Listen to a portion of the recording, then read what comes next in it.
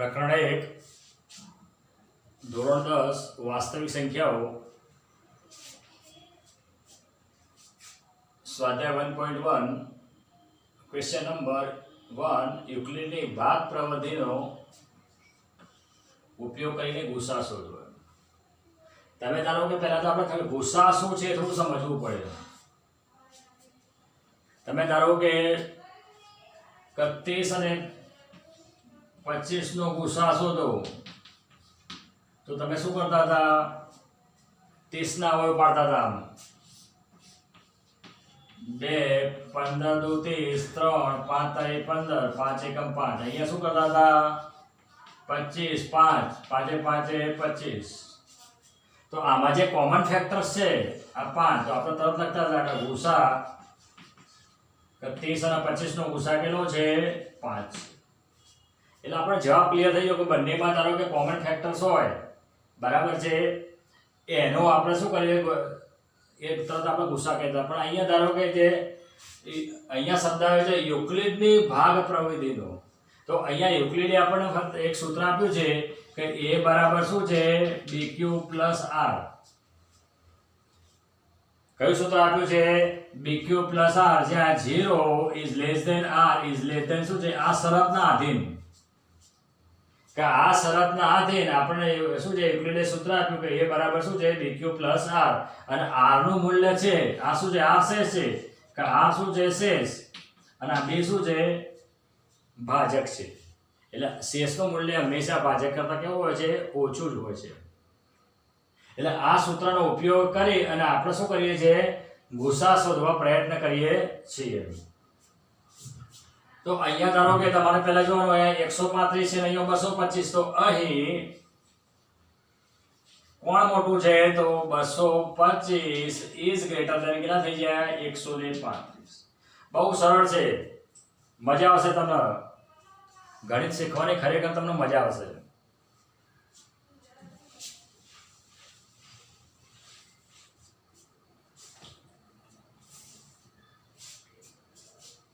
તો અહીંયા ધારો કે આપણે શીખ્યા કે ધારો કે શું છે? a b q અને r આવું ભણ્યા, જેનો સામાન્ય ફોર્મ શું હતું? a બરાબર શું છે? bq plus r. ધારો કે તમે મેં ઉદાહરણ આપીને સમજાવ્યું હતું કે 11 ભાગ્યા 2 તો 2 5 10. તો ધારો શું છે? 1 તો શું થશે? 11 બરાબર શું થશે? 2 ગુણ્યા 5 વત્તા શું થશે? થઈ ગયું 5 10 ને 11. આ મગજની અંદર ક્લિયર તમારે હોવું જોઈએ. તો બસ એ ફોર્મ્યુલાનો આપણે ઉપયોગ કરવાનો છે, આમાં કશું છે જ નહીં. તો અહીંયા ધારો કે શું છે? આ કેટલા છે? 225 ભાગ્યા કેટલા કરો? 135. તો હવે ધારો કે શું છે? અહીંયા 135 એટલે શું થશે? 135 તો શું થશે? 0. અહીંયા શું થશે? 12 માંથી 3 જાય તો 9, 1 માંથી 0. એટલે આ શું છે? શેષ. તો હવે ધારો કે આ ફોર્મમાં તમે ગોઠવવા પ્રયત્ન કરો તો તરત શું લખી શકો કે a બરાબર કેટલા છે? a બરાબર કેટલા છે? 225. આમાં ભાજક અહીંયા લખવાનું તમારે ભાજક. તો અહીંયા ધારો કે ભાજક કોણ છે? b. એટલે b પહેલા છે એટલે શું થશે? 135. આ શું છે? આ 1 અને વત્તા કેટલા થઈ જાય? શેષ શું છે? અહીંયા r કેટલા છે? 90. એનો અર્થ શું થયો કે આ શેષ નોટ ઇક્વલ ટુ 0. કે શેષ નોટ ઇક્વલ ટુ 0. એટલે આ 0 છે નહીં. કે શેષ નોટ 0 હોવાથી હવે ધારો કે આમાં શું છે? થોડી સિસ્ટમ છે કે આ ભાજક અને આ શું છે? શેષ. તો આપણે આ બે સંખ્યાઓ લઈશું હવે કે 135 અને 90 ઉપર યુક્લિડની ભાગ પ્રવિધિનો ઉપયોગ કરતા. તો હવે આપણે શું કરીએ? ધારો કે અહીંયા કઈ સંખ્યા મોટી હતી? 225. કઈ નાની હતી? 135. અહીંયા કઈ સંખ્યા મોટી છે? 135. આ શું છે? ભાજક આગળ આવી જાય તો શું થશે? 135 બરાબર અહીંયા શું થશે 90 ગુણ્યા ખાલી જગ્યા વત્તા ખાલી જગ્યા. તો હવે ધારો કે અહીંયા જુઓ 135 શું થશે 90 90 એકા શું થશે 90 આ કેટલા થઈ જાય 5 તેમાંથી 9 જાય તો કેટલા થઈ જાય 4 તો શું થશે 90 ગુણ્યા 1 એટલે આ શું થઈ ગયું ભાગ પણ આ શું છે ભાજક આ કેટલા શેષ કેટલા આવ્યા 45. હવે ધારો કે અહીંયા પણ શેષ શું છે 0 નથી માટે શેષ નોટ ઇક્વલ ટુ 0 હોવાથી અહીંયા ફરીથી 90 અને 45 ઉપર શું છે ભાગ પ્રવિધિનો શું કરતા ઉપયોગ કરતા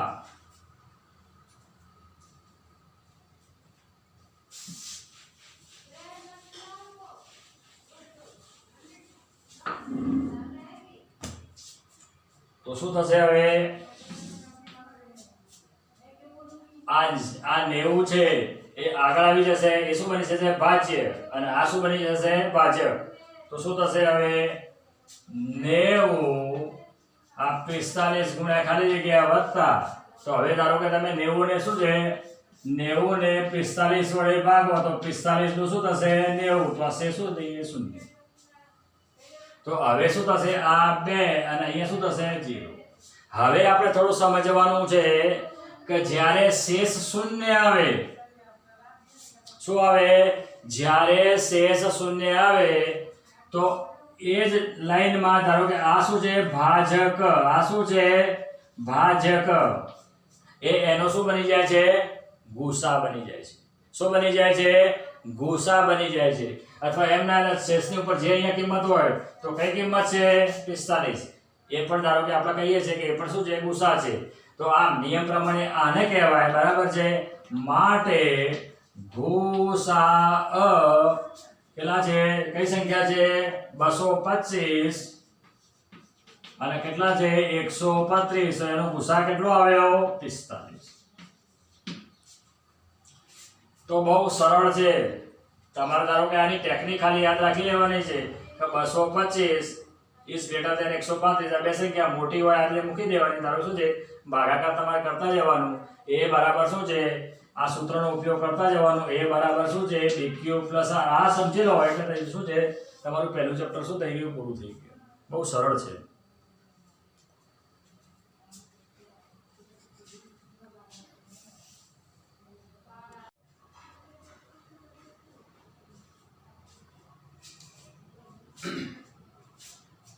ક્વેશ્ચન 1 યુક્લિડની ભાગ પ્રવિધિનો ઉપયોગ કરીને ગુસા શોધો એમાં દાખલા નંબર 2 છે 196 અને 38220 આમાં અહીં કોણ મોટું છે તો 38220 ઇઝ ગ્રેટર ધેન શું છે 196. તમે કયા સૂત્ર તરફ જઈ રહ્યા છો અહીંયા કે યુક્લિડની ભાગ પ્રવિધિનું જે સૂત્ર છે એ બરાબર શું છે dq પ્લસ આ સૂત્રનો આપણે ઉપયોગ કરવાના છે. તો અહીંયા ધારો કે આ a તો ધારો કે આ a બરાબર કોણ છે તો 38220 અને આ b બરાબર કોણ છે 196. તો આ ફોર્મમાં ધારો કે આપણે આ જે ફોર્મ છે એ ફોર્મમાં ગોઠવી દઈએ તો આ a તો શું થશે 38220 બરાબર આ બે કેટલા છે 196 ગુણ્યા ખાલી જગ્યા ધારો ક્યુ શોધવાનું છે અને આપણે શું મેળવવાનું છે આ. તો હવે ધારો કે 38220 196 તો તમારે ધારો કે આ ધારો કે ભાગાકાર કરવા માટે તમારી પાસે એસ્ટિમેટ વેલ્યુ નું જ્ઞાન હોવું જોઈએ. ધારો કે 196 છે તો કોની નજીક છે તો 200 ની તો 200 નો ઘડિયો કરો 2 ને 2 કેટલા છે 400 એટલે 2 વડે ચાલશે ને એટલે શું થશે એકે ભાગ ચાલશે તો 196 12 માંથી 6 જાય તો 6. હવે ધારો કે અહીંયા કેટલા વધ્યા 7 અહીંયા 10 કોને 10 ના 17 17 માં 9 જાય તો 8 આ 2 માંથી 1 જાય તો 1. હવે ધારો કે આ ધારો કે અહીંયા 200 કરી દે તો 90 ભાગ ચાલશે 9 દુ 18 ખ્યાલ આવી ગયો એટલે લગભગ શું છે 90 ભાગ ચાલશે તો 196 ગુણ્યા 9 બરાબર છે તો 9 6 કેટલા થઈ જાય 54 5 9 9 81 81 ને 5 કેટલા થઈ જાય 81 ને 5 કેટલા થઈ જાય 86 8 9 એકા 9 9 ના 8 કેટલા થઈ જાય 17 એટલે કેટલા મળ્યા આપણને 1764 કેટલા મળ્યા 1764 હવે 12 માંથી 4 જાય તો કેટલા થઈ જાય 8 અહીંયા 5 10 5 15 માંથી 6 જાય તો કેટલા થઈ જાય 9 અહીંયા શું થશે આ 7 માં 7 જાય તો 0 ઉપરથી 0 હવે ધારો કે અહીંયા શું થશે જો આ 6 છે અને અહીંયા 0 છે છેલ્લો આંકડો છે એટલે 6 75 એટલે શું થશે 196 ગુણ્યા 5 6 75 3 9 5 45 ને 3 48 4 5 શું થઈ ગયું આવી ગયું એટલે કેટલાય ભાગ ચાલ્યો પહેલા કેટલાય 9 અને પછી શું થશે પછી કેટલાય ભાગ ચાલ્યો 5 એટલે શું થશે 980 તો આપણને ભાગફળ કેટલું મળે છે 195 અને શેષ આપણને શું મળી જાય છે 0 હવે અહીંયા જ વાપરા અહીંયા પહેલી લાઈનમાં જ વાંચો શેષ બરાબર 0 મળતી હોવાથી ભાજક બરાબર 1968 શું છે એ શું છે એ શું છે ગુસા છે શું છે ગુસા છે માટે ગુસા 38,220 196 બરાબર શું થઈ જાય 196 ક્લિયર થઈ ગયો માઇન્ડ ની અંદર તો આ રીતે તમે દાખલો ગણી શકો સેમ ધીસ હવે દાખલા નંબર ત્રીજો છે એ ત્રીજાની અંદર પણ તમારે ધારો કે શું છે હવે ધારો તમને શું છે હવે તમને જાતે આવડી જાય તમે નોટ પેન લઈને બેઠા હો તો ધારો કે શું છે પછી તમારે વિડીયો જોવાની જરૂર પડે નહીં તમે જાતે સોલ્વ કરો અને સોલ્વ કર્યા પછી તમે વિડીયો જુઓ તો તમને વધારે આવડે કે હું ક્યાં ખોટો છું અથવા હું સાચવાનો અંદરથી આનંદ મળશે ખ્યાલ આવી ગયો તો હવે શું થશે તમારે કોણ મોટું છે તો 867 ઇઝ ગ્રેટર ધેન કેટલા થઈ જાય 255 તો હવે પછી આ ફોર્મમાં મૂકી દઈએ તો શું થશે 867 બરાબર શું થશે 255 ગુણ્યા ખાલી જગ્યા વત્તા ખાલી જગ્યા આ ખાલી આની કરી છે આપણે ક્યુ અને આર ની તો હવે ધારો કે આપણે લઈએ 867 કોના વડે ભાગવાના છે 255 વડે તો અહીંયા તમે જોઈ શકો છો કે હવે ધારો કે 250 તો 250 ધારો કે એસ્ટિમેટ વેલ્યુ 250 થાય ને 255 ની લગભગ 250 થાય તો તમે 4 વડે ગુણો તો 1000 થઈ જાય વધી ગયા એટલે આપણે ત્રણેય ભાગ ચલાવવા પ્રયત્ન કરવાનો કેટલા વડે ચલાવવાનો ભાગ ત્રણેય તો કેટલા થઈ જશે 255 ગુણ્યા કેટલા કરો 3 5 તારીખ કેટલા થઈ જાય 15 5 તારીખ 15 ને 16 3 દુ 6 ને કેટલા થઈ જાય 7 કેટલાય ભાગ ચાલ્યો 3 અહીંયા કેટલા થઈ જાય 765 7 માંથી 5 જાય તો 2 6 માં 6 જાય 0 8 માંથી 7 જાય તો 1 તો હવે ધારો કે પાછી ખાલી જગ્યા પૂરી લઈએ તો ભાગફળ શું છે 3 અને શેષ શું છે 102 આ શેષ શું છે શેષ નોટ ઇક્વલ ટુ 0 શેષ નોટ ઇક્વલ ટુ 0 હોવાથી આ શું છે ભાજક કોણ છે 255 અને 102 ઉપર ભાગ પ્રવિધિનો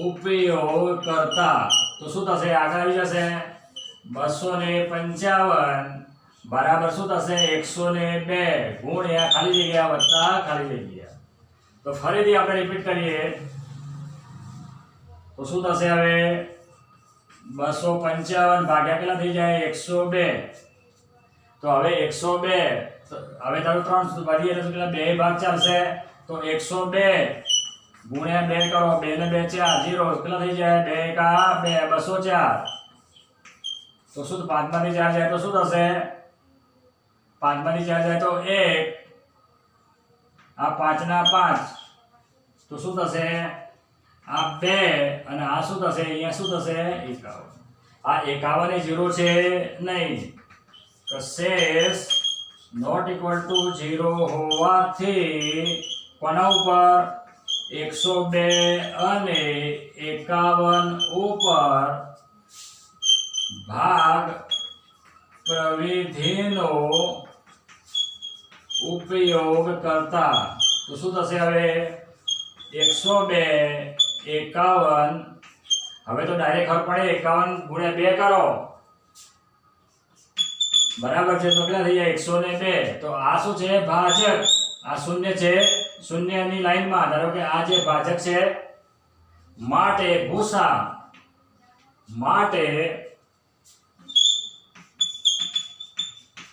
કેટલો મળ્યો આપણને 51 માટે ભૂસા કોનો મળ્યો 867 255 બરાબર કેટલા થઈ જાય 51 ક્લિયર થઈ ગયું માઇન્ડમાં ગુડ બાય